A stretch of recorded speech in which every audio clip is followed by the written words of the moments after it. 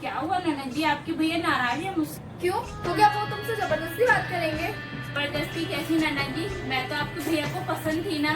मनपसंद कुछ नहीं, आपके पापा का पैसा बहुत था इसलिए शादी कर ली थी। और आपके पापा इतने कंजूस है, उन्होंने दहेज में 1 रुपया भी नहीं दिया। पर ननद जी, आप लोगों ने तो मना किया था ना दहेज के लिए।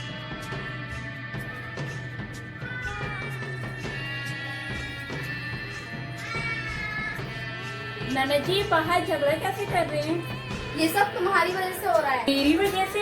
पर मुझे तो यहाँ आए हुए 1 दिन भी नहीं हुआ है। क्योंकि तुम्हारे पापा ने दहेज नहीं दिया है। दहेज के लिए? लेकिन दहेज तो इन लोगों ने मांगा ही नहीं था। अगर बोलते तो मेरे पापा दे देते। मेरे पापा ने तो सोचा था ये लोग भले इंसान है इसलिए दहेज नहीं मांग, इसलिए उन्होंने अपने सिर्फ बेटी उठा के दे दी। लेकिन उनको क्या पता था कि इनके खाने के दांत कुछ और, दिखाने के दांत कुछ और होते हैं।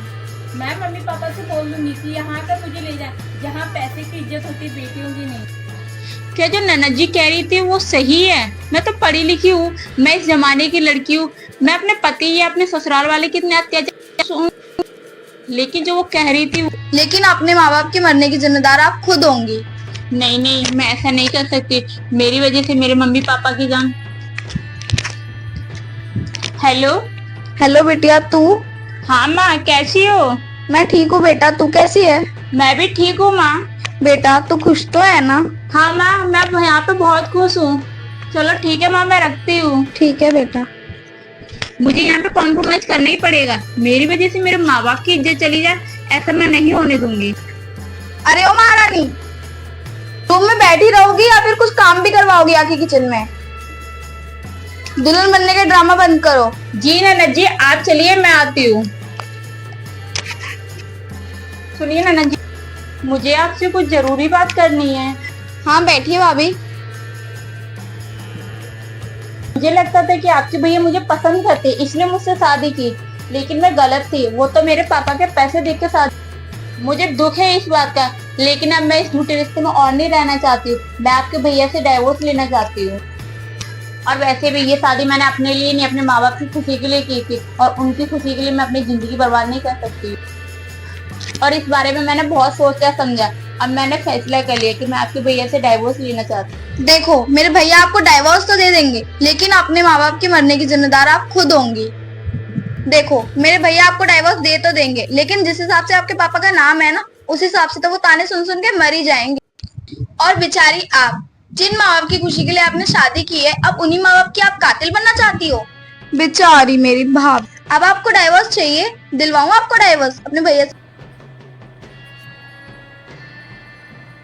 सो तो रही हो, लेकिन कल सुबह जल्दी उठ जाना, ठीक है?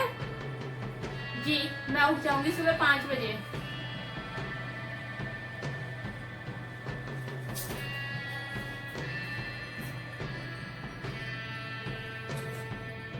ये लड़की किचन में क्या कर रही है? वो माँ जी पहले नाश्ता कर लेती, उसके बाद कपड़े धुल लूंगी। बाथरूम में सारे कपड़े पड़े, पहले वो जाके धो ले जाते।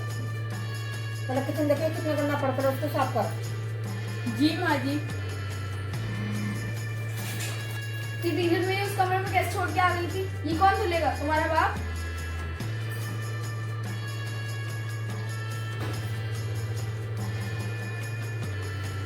एक नहीं, पर माँ जी झाड़ू तो मैंने लगा दी थी। फिर जितना बोला उतना कर। मेरे जवान मत लड़ा। अगर वीडियो को नेक्स्ट पार्ट देखना चाहते हो तो रेड हार्ट कमेंट करो। हे भगवान, ये ससुराल है कि जेल खाना, कितना भी काम करो फिर भी खत्म ही नहीं होता। एसी कहाँ गई है?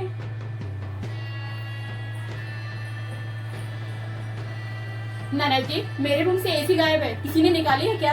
हाँ, वो भाई दूसरे रूम में सोया है ना, तो उसने वहाँ पे लगा ली। उनका रूम और उनका रूम, मेरा तो रूम एक। बिना एसी के नहीं सो सकती हो तुम? नहीं ननद जी, पीछे वाले रूम में बहुत गर्मी होती है, इसलिए नींद ही नहीं आती है। अच्छा, अगर इतनी गर्मी होती है तो अपने बाप से बोल के दूसरी एसी क्यों नहीं मंगवा लेती हो? इन लोगों को तो हर बात का उल्टा ही जवाब देना आता है। इन लोगों से तो बात करना ही बेकार है। ओ महारानी, मुझे बहुत तेज से भूख लगी है, खाना निकाल के दो। जी ननद जी, आप चलिए, मैं लेके आती हूँ। और सुनो, तुम भी खाना खा के जल्दी सो जाना, क्योंकि सुबह जल्दी उठना है। अभी तुम्हारे भैया नहीं आए, माँ जी ने बोला था उनको खाना खिलाने के बाद ही खाना है। जब वो आ जाएंगे मैं उसके बाद खाना खा के सो जाऊंगी। हाँ ठीक है, मेरे लिए खाना निकाल के ले आओ। नेक्स्ट पार्ट में क्या हुआ देखने की कमेंट जरूर